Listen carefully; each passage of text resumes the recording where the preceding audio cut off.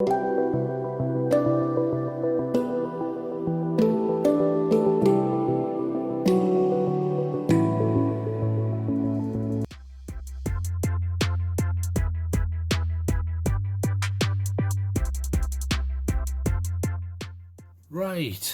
what have we got here? Right, it's just a quick one. Well, I say quick, but you know me, I try and do a review, and 3.5 hours later it ends, and everyone gets to go home.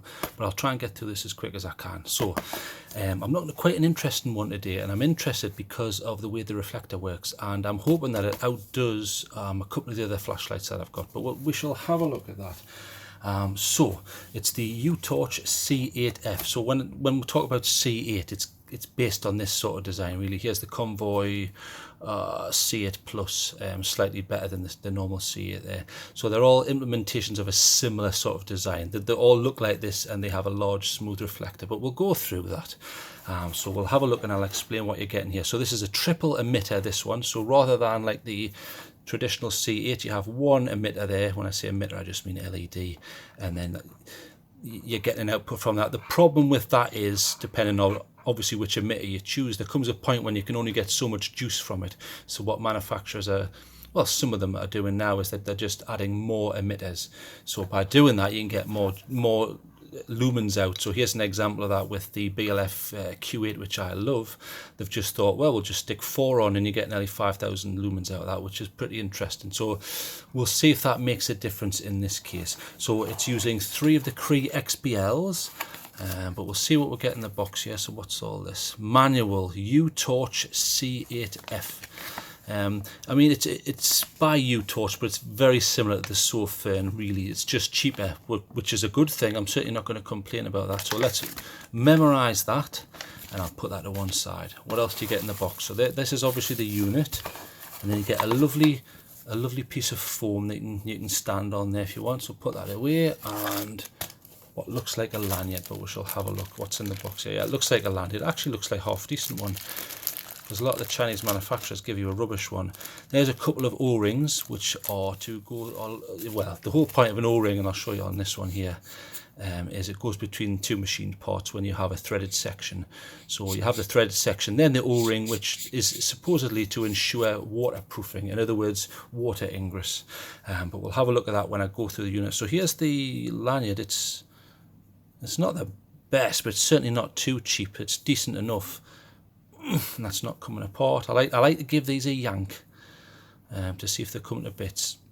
Oh, that seems okay. And there's your little cinch, which you can move. It's got a compression spring in there, so you can move it. I don't generally use these. You're supposed to put them around the wrist like this. But I mean, you know, not my cup of tea. Not something I would use anyway. Put it that way.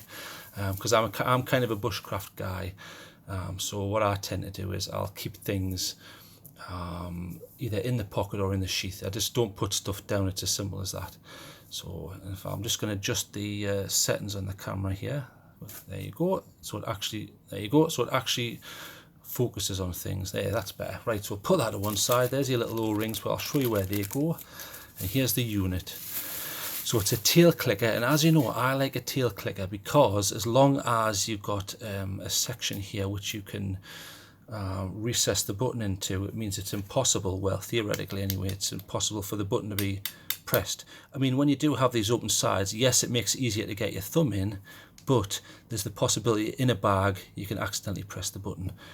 But let's hope that's not the case with this. And generally, when you've got a stiff button like that, it's not going to happen. There's quite a bit of depression needs to go on there to activate the switch. And it also has a side switch for modes, which is interesting.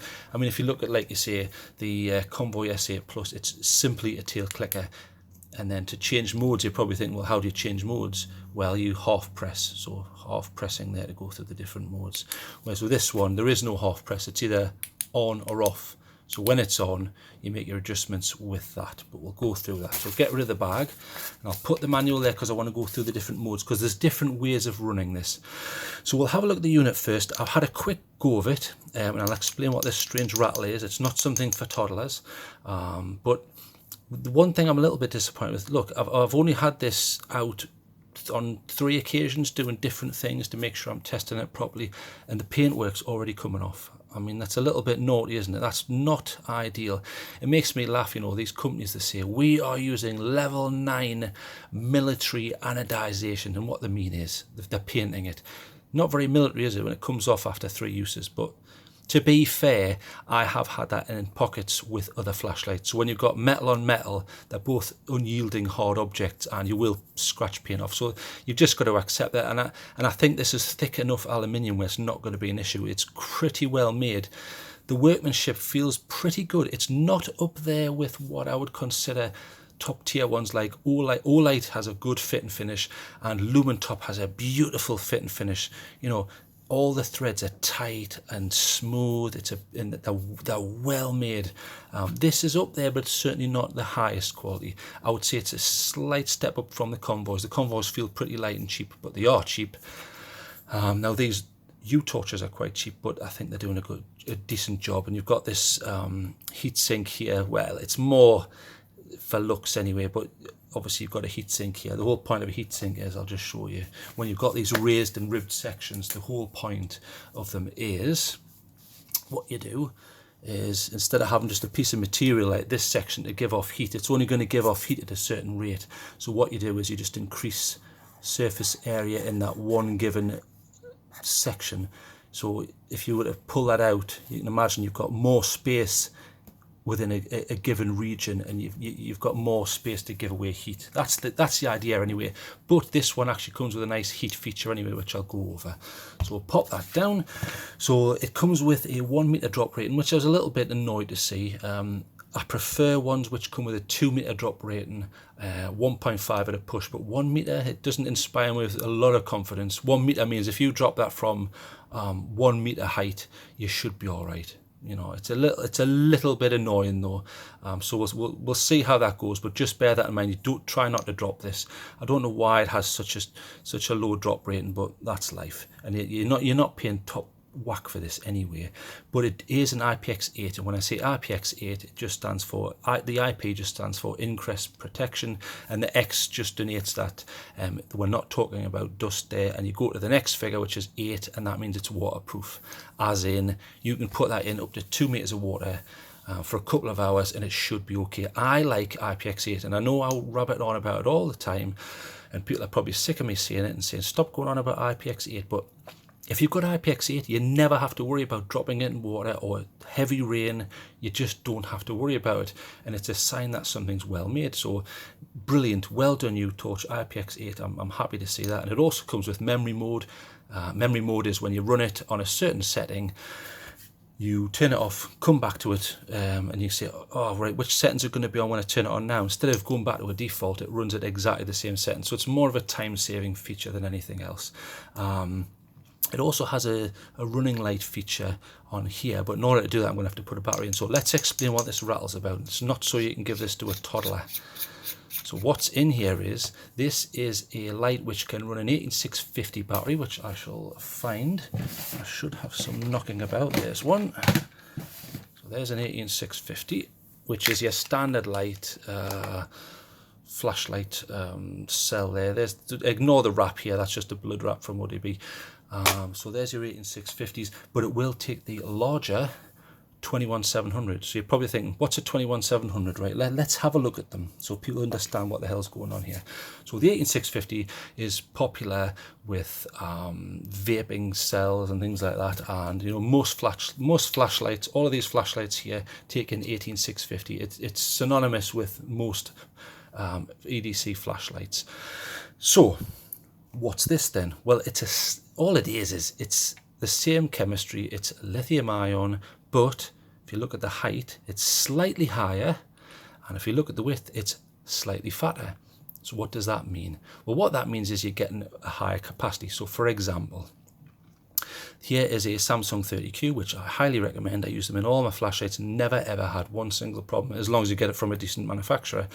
A decent reseller, because you don't want to get any dodgy sort of fakes off eBay. But on this one, you're getting around 3000 milliamp hours. That's the capacity. Whereas this one is giving you 1000 more, even though it's only a little bit bigger. It's a little bit heavier as well. But I think the other, I mean, these are both Samsung cells, but the other advantage on these ones is the output. you get about 10 to 15 amps with 20 at a push. That's the amount of energy coming out, whereas the amperage on this will go up to 35, so substantially higher. And I presume because of that, the resistance in that must be less, but we can have a check of that later. So you've got the two choices. So this rattle is because you have a little caddy in. So if you want to use the 18650, you're going to have to use that to make up the shortfall in width. So you can then place that in like that, and then you're good to go. And because of these springs, it takes into consideration there's enough extra leeway and compression there where it will fit that cell.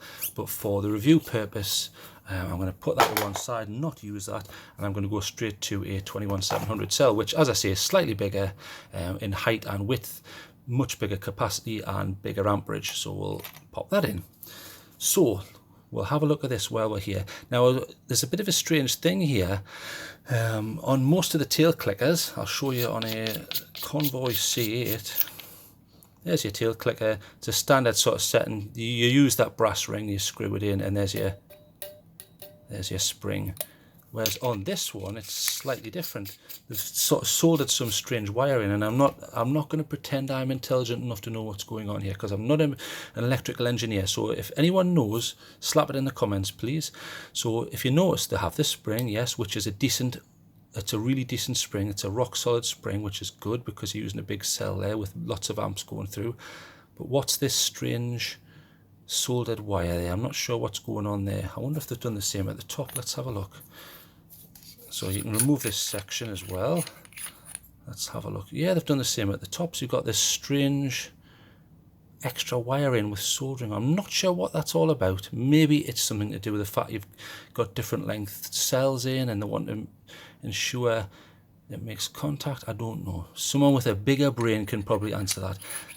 None of these thread sections are greased at all. You can hear there, but they're painted and the fit's pretty good. It's not quite up there with. It's a little bit loose. It's not up there with a lumintop, but it's certainly good, and it doesn't feel as cheap as a Convoy. So I'll pop that in, get the battery in, and I'll go through some of the modes. There you go. So how do you operate this thing? Right.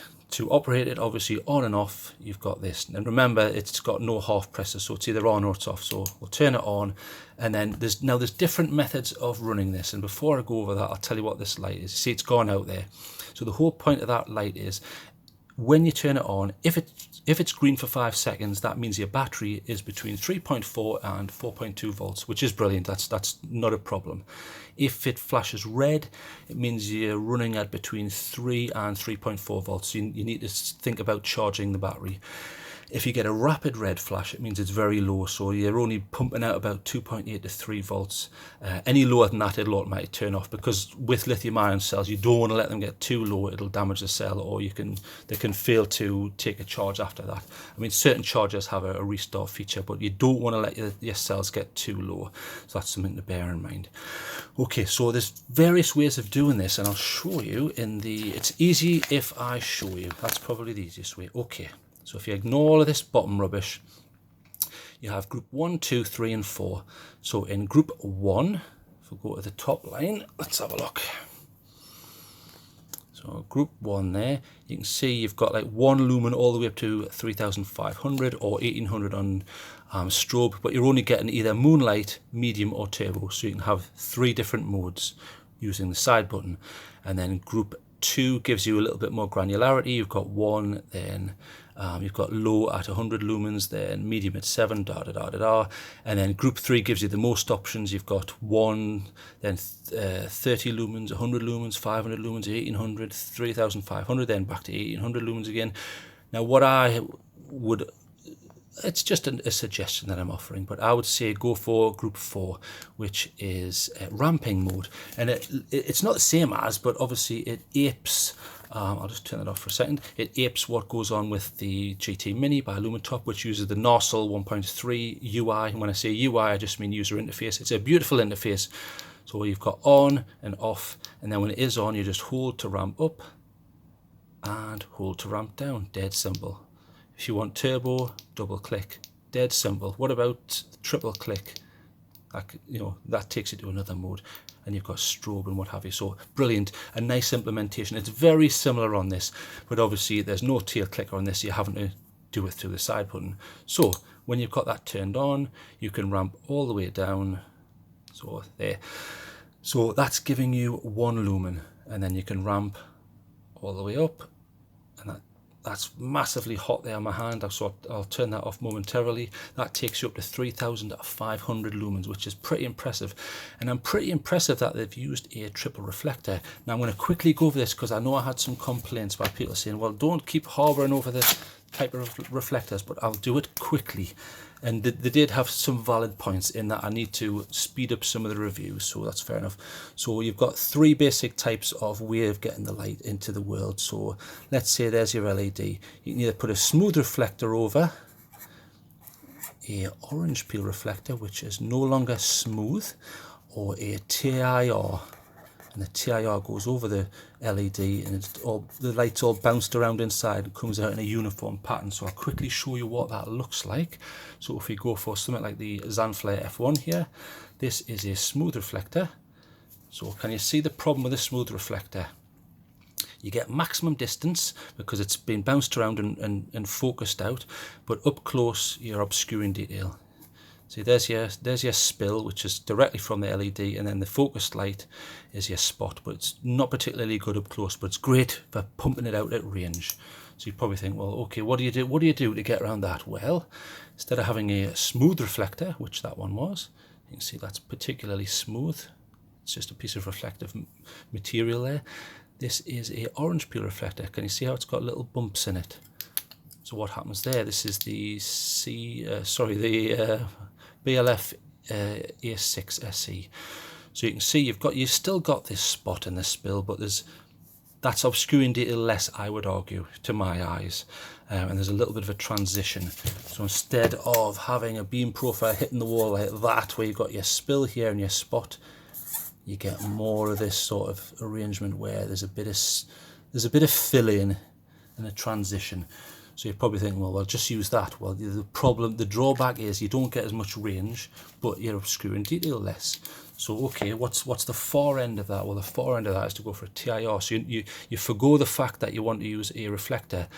If you see the distance is very small, there is no reflector. It's a solid piece of material. But watch. That's at its highest setting then, and I realise it's only about 120 lumens. We see how it's all transition. You're obscuring nothing and you're getting one big transition. So up close, TIR is exceptionally good, I would argue. At medium, you want an orange peel reflector, and for distance, you want a smooth.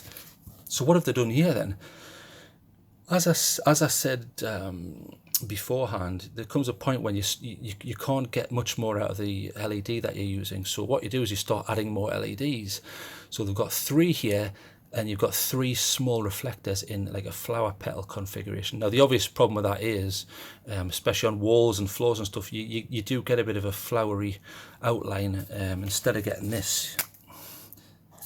that sort of thing, it's almost, you've got like a flower petal arrangement depending on what the reflector looks like. You get that a little bit with the Q8, which has 4. It's a quad emitter, but you don't really notice it because you're looking in the middle anyway, and it's not an issue. And I think these reflectors actually do a pretty decent job, even though you could argue and say, well, look, that reflector is actually tiny when you compare it to something like that. Look at the size of that reflector. So you're not going to get as much of a range as you are with a dedicated thrower like that. But I don't think that's a problem because you're pumping more lumens and you're getting a little bit more flood, which is fine, which I think is what the F stands for in this anyway. It's a C8F. I think what they're hinting at with that name is it's a little bit more floody. In other words, it's not like a laser beam. It comes out a little bit, and that's just what you're going to get when you've got a multiple emitter like that. So, like I say, you've got the basic features, so on, off, and then you've got, turn it down, so there's one lumen, which is a moonlight mode, and it's designed to protect your eyes. That's not going to ruin night vision, or supposedly anyway. So 1 lumen's enough to do little tasks, but it's not ruining night vision, because once you ruin night vision, it takes me about 10 minutes to get it back, and in low light conditions you need to get that back. And then obviously click and hold in ramping mode to go all the way up to 3500. Now that's red hot. In fact, I'll leave that running whilst I go and see if I've got a thermometer, because what a lot of these lights do, they'll have a timed step down. So I'm going to see if that steps down at all. They'll have a timed step down. So for example, if you're running a flashlight, there comes a point when it's going to it figures it's going to get too hot, and when it gets too hot, what it does is it automatically steps down. So although they might have an output rating of 3500, there comes a point when it has to step down, so you're not getting that.